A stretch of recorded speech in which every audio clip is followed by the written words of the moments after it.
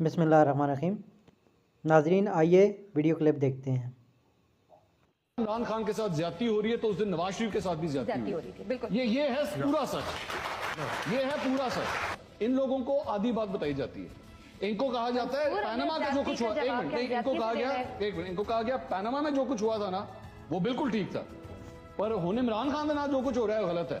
اس طرح نہیں ہے، وہ بھی غلط تھا، یہ بھی غلط ہے، بات پوری بتائیں ان کو۔ بس میرا صرف اتنا ہے۔ میں نوجوانوں سے درخواست کروں گا کہ اگر میں جھوٹ بولوں تو تالی بالکل نہیں بجانی۔ منصور علی خان نے کہا پورا سچ لاؤ سامنے، تو مجھے محترمہ کا پتا تھا کہ ان کی تان بالآخر 9 مئی پہ ٹوٹنی ہے۔ اب وہ سلمان اکرم راجہ درست فرما رہے ہیں کہ جو لوگ انوالو تھے ان پہ مقدمہ چلائیں، صحیح ہے، درست ہے۔ مجھے یہ بتائیں کہ جو سپریم کورٹ پہ حملہ ہوا تھا، کیا سپریم کورٹ ادارہ نہیں تھا؟ اور حملہ کرنے والی حکمران پارٹی تھی، حکومت تھی جن کی، وہ حملہ آور تھے۔ یہاں تو حکومت نہیں تھی نا۔ ڈان لیکس کیا تھا؟ کیا وہ ملک دشمنی نہیں تھی؟ اور کیا تھا؟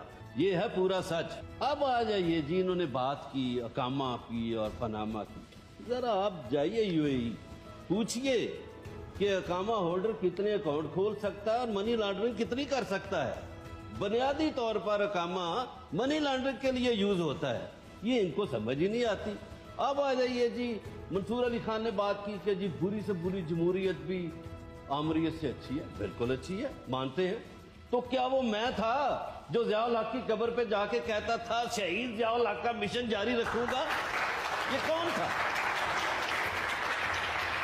وہ میں نہیں تھا۔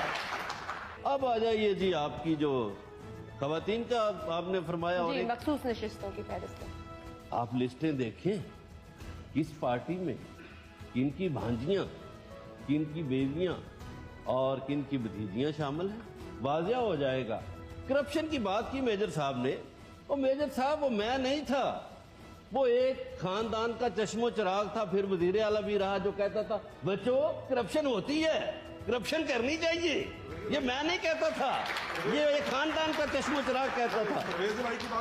یہ حمزہ شہباز فرما رہا تھا بچوں سے خطاب کرتے ہوئے، انہی نوجوانوں کو سمجھا رہا تھا، ان کو بھی سمجھاتا ہوں میں کہ کرپشن جو ہے جائز ہے، ہونی چاہیے۔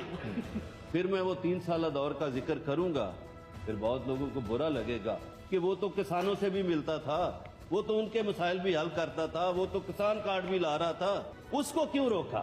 یہ بات ہوئی کہ آپ نے سوال کیا کہ عمران خان کو کیوں ہٹایا۔ عمران خان کے سامنے جب بھی اسرائیل کی بات آتی تھی، وہ قائد اعظم کا فرمان آگے رکھتا تھا، وہ کہتا تھا قائد اعظم نے کہا ہے یہ نجائز بچہ، اس کو تسلیم نہیں کروں گا۔ یہ باتیں تھی، اس کی باتیں بری لگتی تھی۔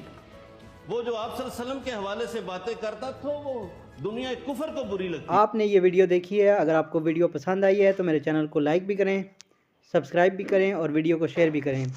شکریہ، اللہ حافظ۔